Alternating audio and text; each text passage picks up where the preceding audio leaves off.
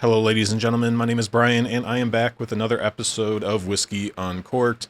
Today, we are going to be reviewing another Scotch single malt whiskey, but this time it is from a pretty obscure distillery. It's from a very small bottle. This is 200 milliliters, but it's a really interesting whiskey. It's the only whiskey that I have on my shelf that tastes like this, and I figured before I finish this thing off, I'm going to turn on the camera, do some tasting notes, give this thing a score, and tell you a little bit about Balmenach Distillery from Scotland. Alright, so a couple disclaimers before we start. Number one, since I finished the 18-year-old single malt Scotch series, I've been kind of taking an unplanned mini vacation from drinking whiskey. I have drank whiskey since then, certainly.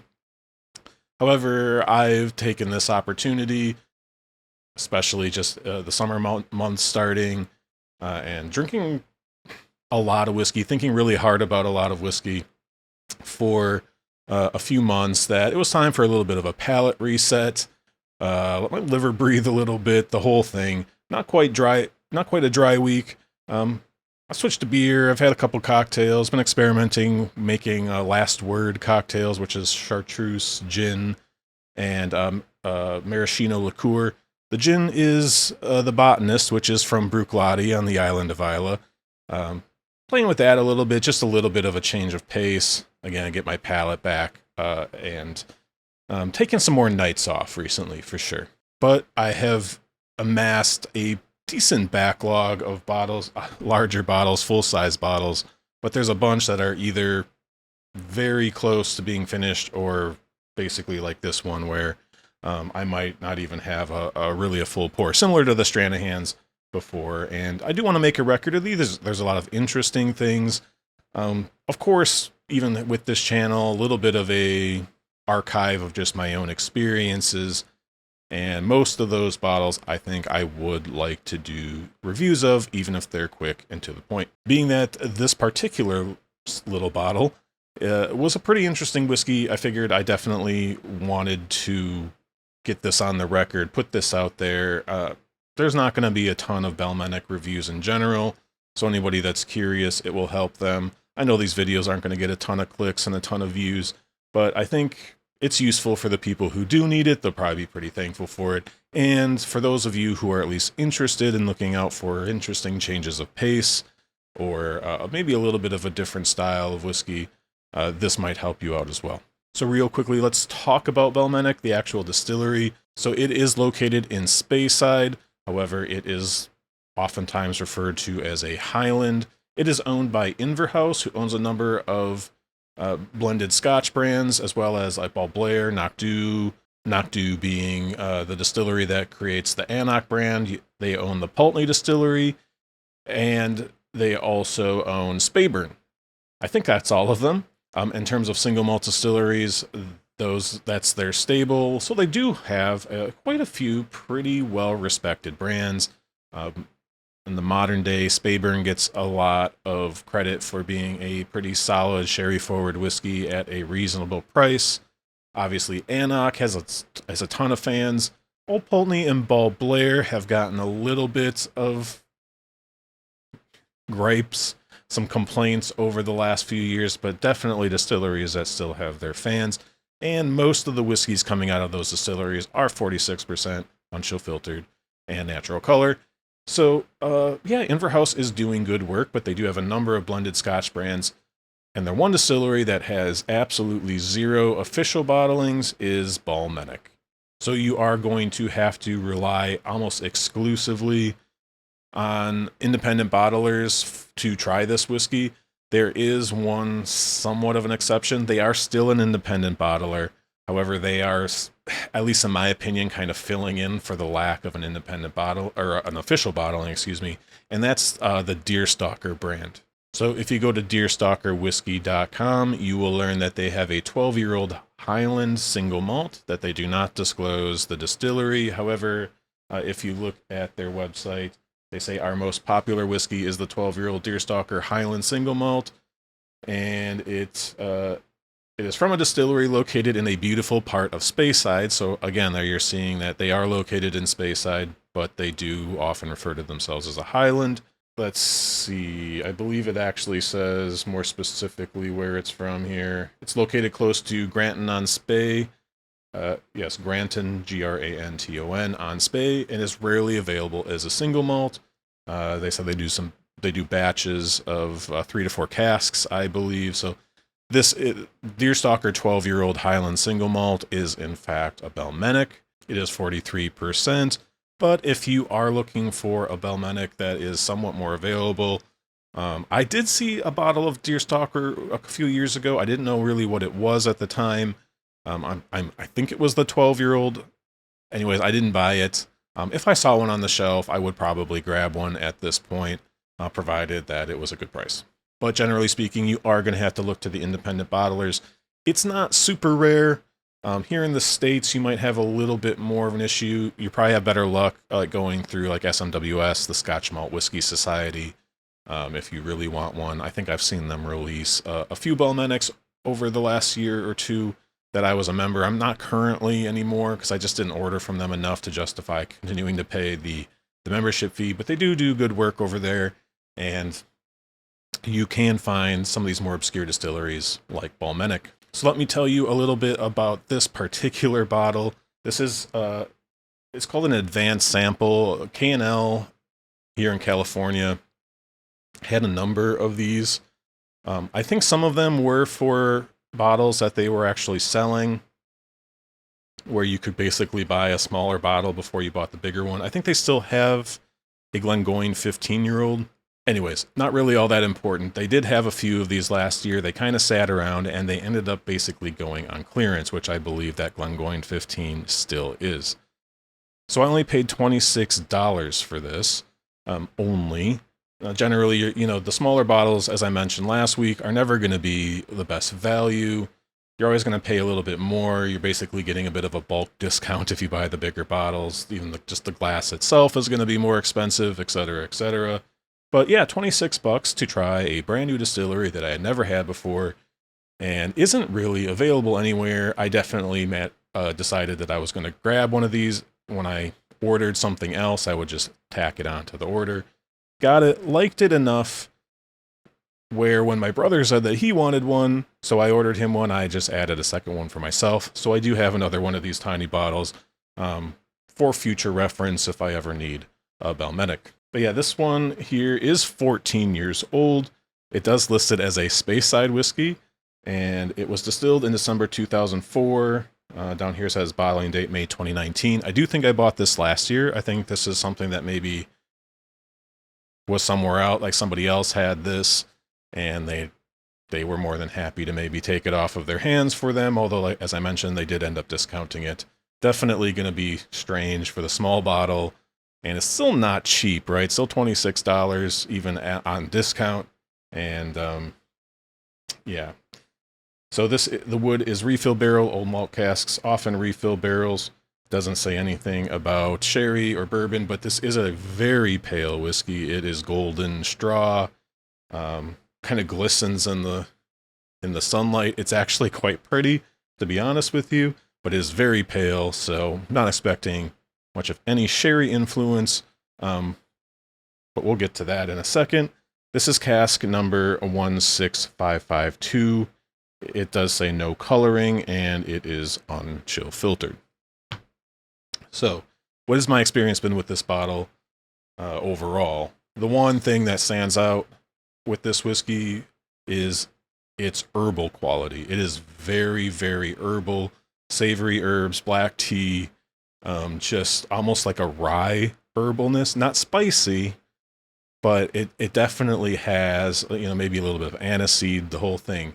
And it's very interesting given a whiskey that is this pale.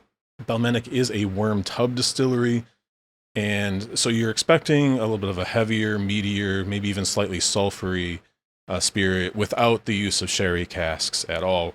Although, just because it's a worm tub doesn't necessarily mean that that's the way it's going to be. You can still choose your cuts and everything, and obviously there's a lot of other things that are going to go into the spirit character, like the line arm and the shape of the stills and all that stuff. But this is definitely an interesting whiskey. And I don't think I've had a Scotch whiskey that wasn't super dark from sherry influence that was able to carry that much herbal quality through to the palate. So I do think forgot to mention this is a 50% whiskey, so this isn't cask strength. I almost wonder if maybe these bottles were sent out to people doing, or were meant to be sent out to people who were going to possibly buy the barrel. So this was just kind of a sample. I really don't know. It says advanced sample, the Old Malt Cask distilled at Balmenach. Not really sure what the origin of these things actually was. Although it would be nice to have access to these on a little bit more regular basis. Especially with distilleries like Balmenach, where, like, do I want to actually spend that much money? It's a total shot in the dark for most people. And even if you are somewhat familiar with Balmenach being the independent bottling, it could basically be anything. Now, I don't expect that we're going to see these. It's a little bit risky, because if it's not good, then it's not great, or it's weird. Like maybe this one, the actual bottle itself is never going to get sold.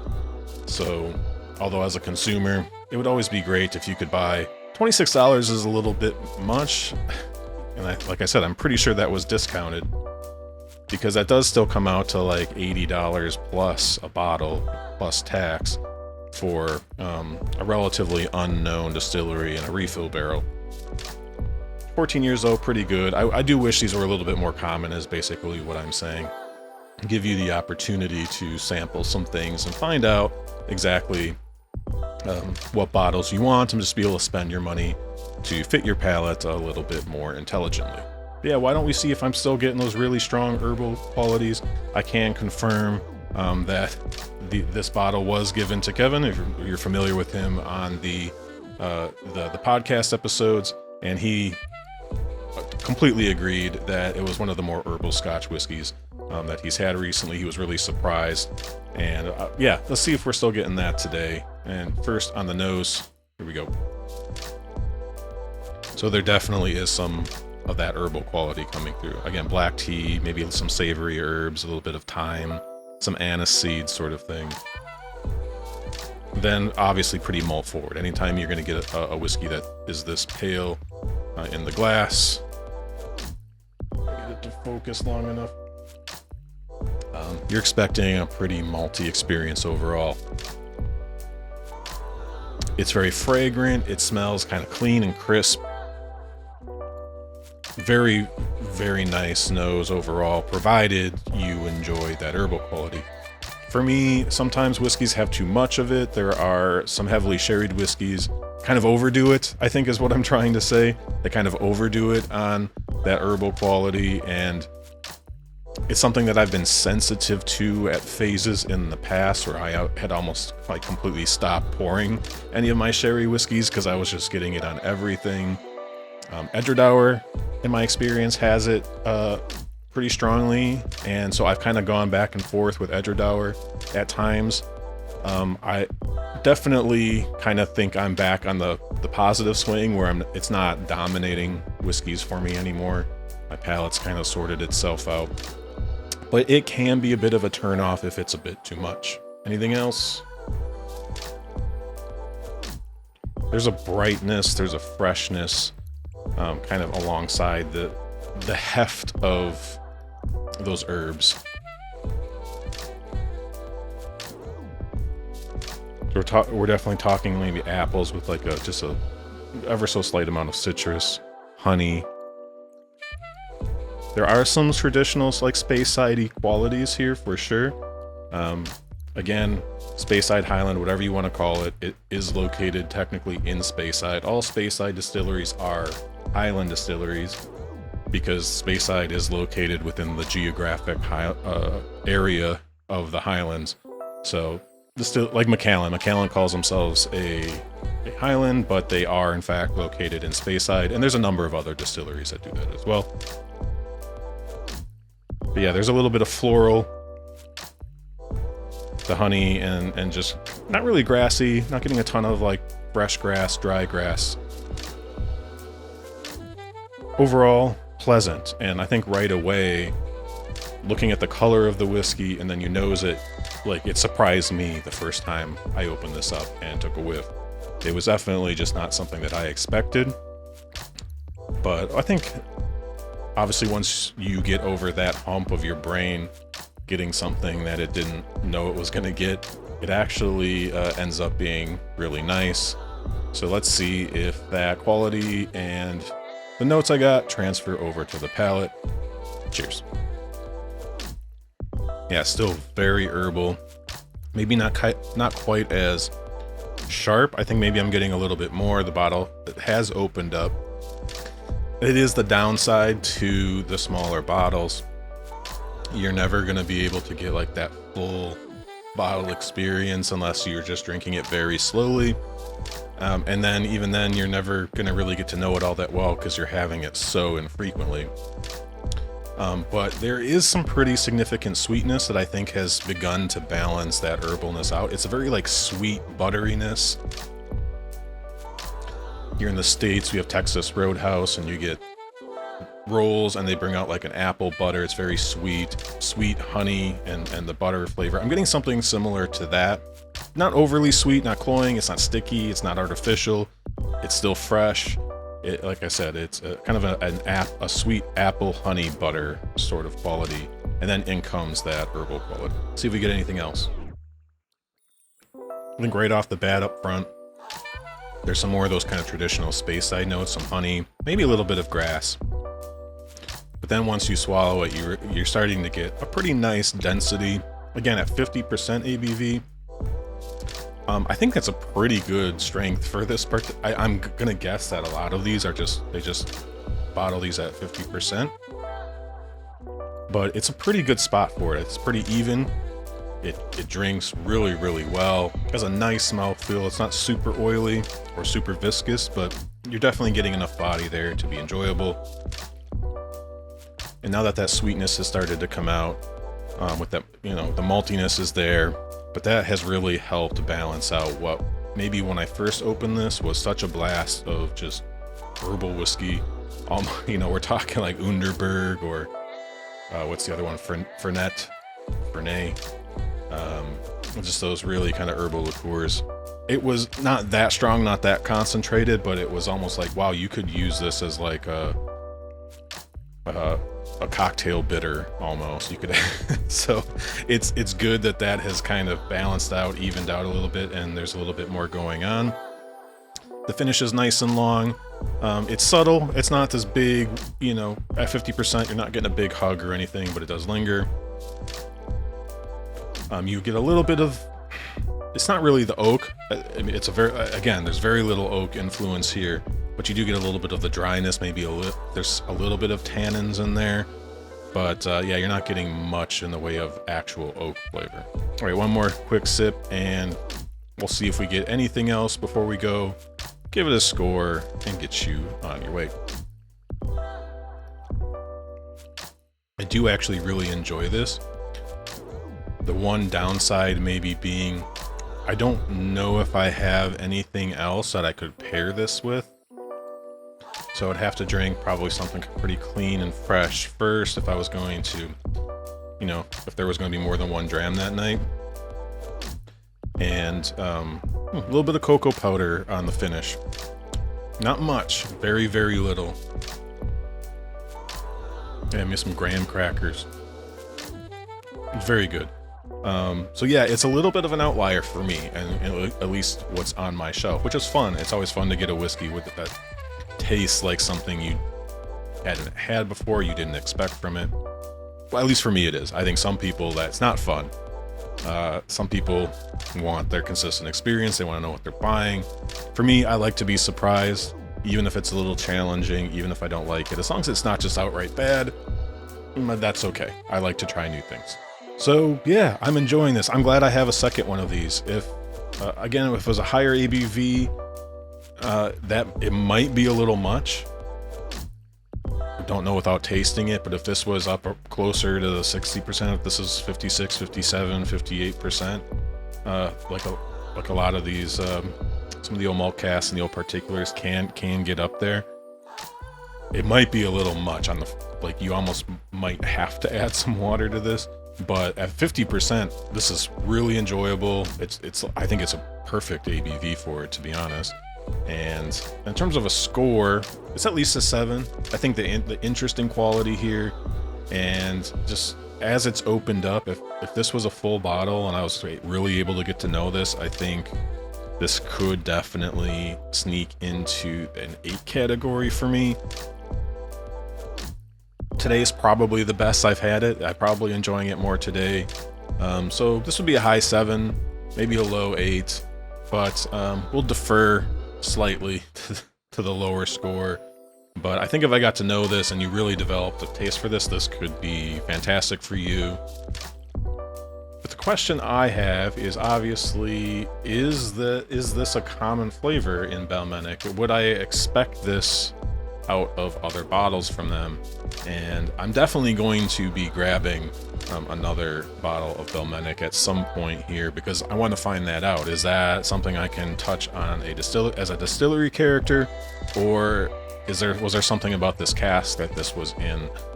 Where was this a well-used European oak sherry cask or something, and it was able to pull out a lot of those notes that I usually only get in sherried whiskey?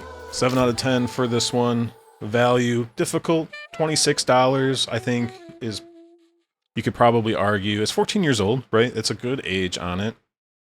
You're trying to expand that out. You're in the 80s for, you know, the 3 of these is obviously like $78 or something like that. Math is hard, but that's not quite a full bottle, so you're probably up in the $90 range for a full bottle of this. Maybe you're getting, you know, the economics are a little bit better. Maybe you're picking it up for $85. I'd be happy to have a bottle of this for $85, and I do appreciate getting to try things like this without committing and not necessarily feel like I'm getting completely ripped off. I think $25 is probably about as much as I'd feel comfortable buying a bottle like this, particularly from a distillery I don't know well. I like the idea of picking and choosing from the retail side of things which ones you would do that, or from the distillery standpoint what you would do that for. Pretty difficult. But I do wish these were a little bit more available, just to try without committing to a full bottle. It would be nice. So yeah, that's going to do it for me. In the comments, what do you think of Balmenach? Have you had any that you've absolutely loved? Have you been able to identify a specific distillery character that I should look out for? Does this seem like a pretty representative experience to you if you are really familiar with them? And would you like to see some of these smaller 200 milliliter, 20 cl type of bottlings where you could try things a little bit more carefree? And yeah, look out for some more Last Drops types of reviews, and have been taking a little break. Like I said, I do still want to do some different types of videos this summer, but we'll see. Getting a little bit of mental break, a little bit of a flavor break, just replenish the brain and the taste buds. I look forward to talking to you again next week with another hopefully interesting whiskey review. Cheers.